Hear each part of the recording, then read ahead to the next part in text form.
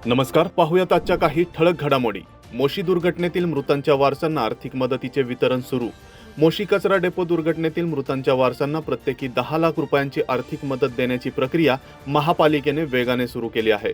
सन्नी माने, राहुल गायकवाड, वामन कसबे आणि यापूर्वी अक्षय सावंत यांच्या वारसांच्या खात्यात मदतीची रक्कम जमा करण्यात आली आहे। उर्वरित 5 लाभार्थ्यांच्या कागदपत्रांची पडताळणी अंतिम टप्प्यात असून प्रक्रिया पूर्ण होताच त्यांच्या खात्यातही आर्थिक मदत जमा केली जाणार आहे। सोन्याच्या भावात वाढ तर चांदीचे दर जैसते।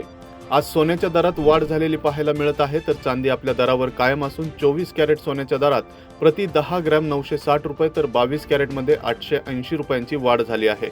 चांदीचे दर जैस्थे असून आज 24 कॅरेट सोन्याचा दर 1,45,950 रुपये, 22 कॅरेटचा 1,35,060 रुपये प्रति 10 ग्रॅम आणि चांदीचा दर 2,29,000 रुपये प्रति किलो इतका आहे। महापौर वैद्यकीय सहाय्यता कक्षाचे उद्घाटन मुख्यमंत्री देवेंद्र फडणवीस यांच्या वाढदिवसानिमित्त पिंपरी चिंचवड महापालिकेतील महापौर वैद्यकीय सहाय्यता कक्षाचे उद्घाटन करण्यात आले।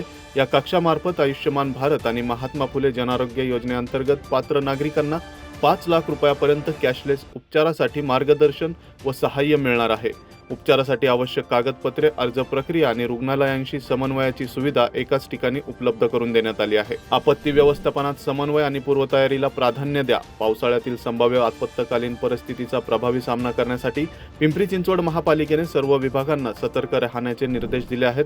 अतिरिक्त आयुक्त कुलदीप जंगम यांनी विभागनिहाय नियोजन, क्विक रिस्पॉन्स टीम, वैद्यकीय पथके, निवारा केंद्रे आणि आवश्यक यंत्रसामग्री 24 तास सज्ज ठेवण्याच्या सूचना दिल्या आहेत। नागरिकांच्या सुरक्षिततेसाठी समन्वय, तत्परता आणि पूर्वतयारीवर विशेष भर देण्यात आली आहे। मोरे वस्तीतील नाल्यावरील अनधिकृत बांधकाम हटवले। पिंपरी चिंचवड महापालिकेने मोरे वस्तीतील ज्ञान प्रबोधिनी शाळेजवळील नाल्यावर झालेल्या अनधिकृत बांधकामावर कारवाई करत नाल्यातील पाईपलाईन हटवून संपूर्ण नाला खुला केला आहे। त्यामुळे पावसाळ्यात पाण्याचा नैसर्गिक प्रवाह सुरळीत राहण्यास मदत होणार आहे। शहरातील सर्व नाले अतिक्रमण मुक्त करून नाले सफाईची मोहीम सातत्याने राबविण्याचे निर्देश आयुक्त डॉक्टर विजय सूर्यवंशी यांनी दिले आहेत।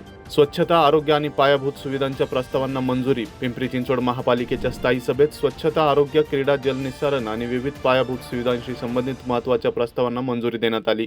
मासुळकर कॉलनी व्यायामशाळा, जलनिस्सारण कामे, थेरगाव रुग्णालय विस्तार, स्वच्छ भारत अभियान आणि घनकचरा व्यवस्थापनाशी संबंधित निर्णयांवर भर देण्यात आला।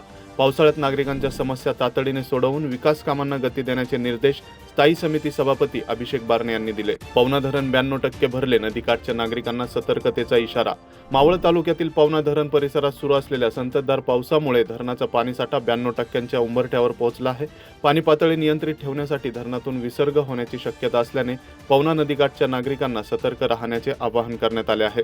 सततच्या पावसामुळे ओढे नाल्यांच्या पाणी पातळीतही अचानक वाढ होऊ शकते। तलवार बाळगणारा तरुण अटकेत। पिंपरीतील संत तुकाराम नगर पोलिसांनी वल्लभनगर परिसरातून तलवार बाळगणाऱ्या एका तरुणाला अटक केली। अमोल बाळू जाधव, वय 36, राहणार औंध, याच्याकडून सुमारे 1000 किमतीची तलवार जप्त करण्यात आली असून शस्त्रबंदी आदेशाचे उल्लंघन केल्याप्रकरणी गुन्हा दाखल करण्यात आला आहे।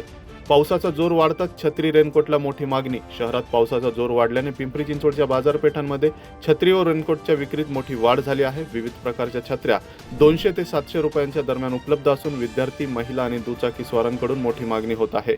आगामी काही दिवस पावसाचा जोर कायम राहण्याची शक्यता असल्याने विक्रीत आणखी वाढ होण्याचा अंदाज व्यापाऱ्यांनी व्यक्त केला आहे। तर या होत्या आजच्या काही ठळक घडामोडी। आणखीन घडामोडी जाणून घेण्यासाठी पाहत रहा पिंपरी चिंचवड न्यूज।